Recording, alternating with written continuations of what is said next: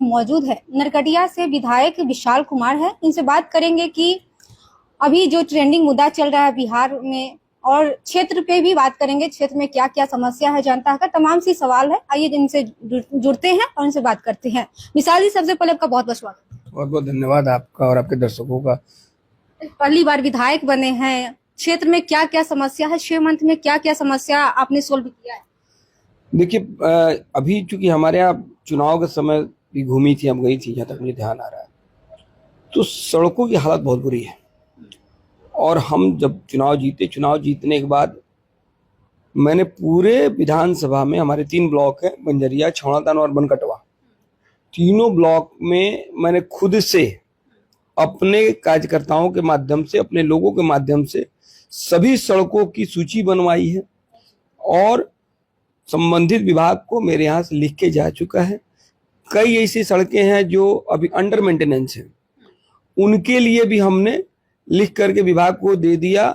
और कई सड़कें जो अंडर मेंटेनेंस हैं, पहले उनको बनाया नहीं जाता था, अब उनको मेंटेन किया जा रहा है।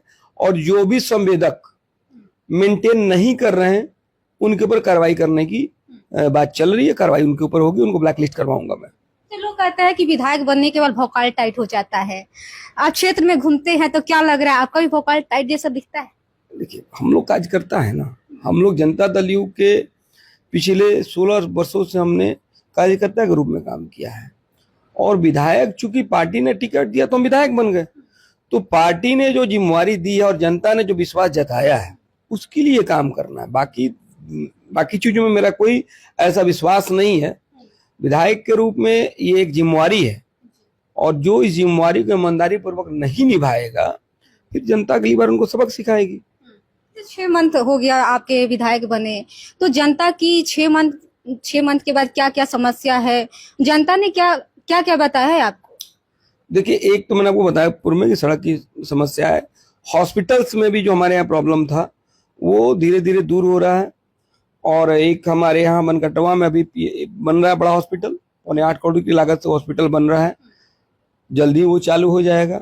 बंजरिया ब्लॉक में हमारे यहाँ एक CHC प्रस्तावित है जो बहुत दिनों से लंबित था, वो जल्दी उसके ऊपर काम शुरू होगा। मैंने आज ही स्वास्थ्य मंत्री श्री निशांत कुमार जी से मिल करके उसके संबंध में मैंने चर्चा किया है, मैंने लिख के दे दिया है, जल्दी वो भी बनेगा।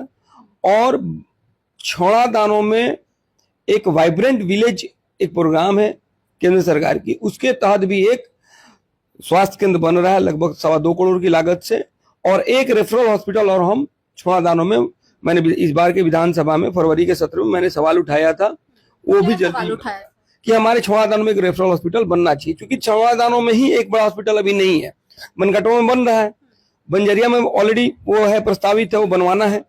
तो एक छौड़ादानो मेरा छूट रहा था, तो मैंने उसके लिए विधानसभा में सवाल किया है, और जल्दी ही एक बड़ा हॉस्पिटल 100 बेड का रेफरल हॉस्पिटल छौड़ादानो में बनेगा। बंजरिया में आपने देखा होगा कि वहाँ पे एक नाली का काफी ज्यादा दिन से समस्या हो रहा था, आपने उसको सोल्व किया है? हाँ, अभी वुडको में मैंने लिख करके उस नाले के लिए दिया है।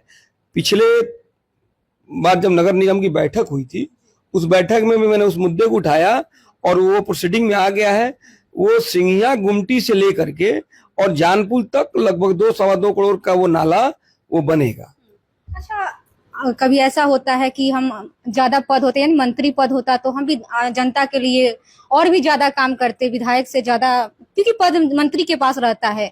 अभी आपके मन में कभी ऐसा हुआ है कि मंत्री रहते तो जनता के लिए और भी आवाज उठाते? नहीं, इस तरह की चीजें मन में इसलिए नहीं आई क्योंकि मुझे लगा कि मुझे जो लोगों ने विधायक बनाया, जो जिम्मेवारी दिया है, और चूंकि मैं संगठन में तो लंबे समय से मैं काम कर रहा था, इस क्षेत्र में मैं बिल्कुल नया हूं, तो चीजों को समझना चाहिए। लोगों की आकांक्षाओं को पूरा करने की दिशा में, चूंकि सरकार हमारी है, मैं मंत्री रहूं न रहूं, अगर मैं ईमानदारी से पहल करूंगा और सही चीजों को लेकर के संबंधित मंत्री के यहाँ जाऊंगा, तो मेरी बात वो सुनेंगे और मेरे क्षेत्र के विकास में मेरी मदद करेंगे। तो इसके लिए जरूरी नहीं है कि मैं मंत्री बन ही के करूंगा, करने की इच्छा होनी चाहिए। आप विधायक रह करके भी अपने क्षेत्र का विकास करा सकते हैं। आगे क्या क्या प्लान है, क्योंकि अब तो अभी 4.5 साल अभी बाकी है, क्या क्या माइंड में सोचे हैं कि जनता के लिए हम आगे और भी काम करेंगे? देखिए, हमने डिग्री कॉलेज के लिए बात किया था, तो आपको बता दें कि हमारे यहाँ 3 डिग्री कॉलेज इसी साल से चालू हो रहा है, मनकटवा में, छौड़ादानो में और बंजरिया में। तो जो डिग्री कॉलेज का मुद्दा हमने चुनाव के समय भी उठाया था वो तो मेरा तीनों हो गया।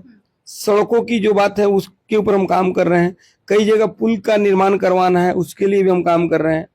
स्वास्थ्य के क्षेत्र में मैंने आपको बता ही दिया कि जो स्वास्थ्य में जो भी मेरे यहाँ मुद्दा है हम उसके ऊपर काम कर रहे हैं। तो जो बेसिक बात है उस जो जरूरत है उसके लिए हम काम कर रहे हैं। और जैसे जैसे विकास जो है एक सतत चलने वाली प्रक्रिया है, और जैसे जैसे आप विकास करते जाएंगे फिर आपके सामने नई चुनौतियां आएंगी, फिर आप उनको करते जाइएगा।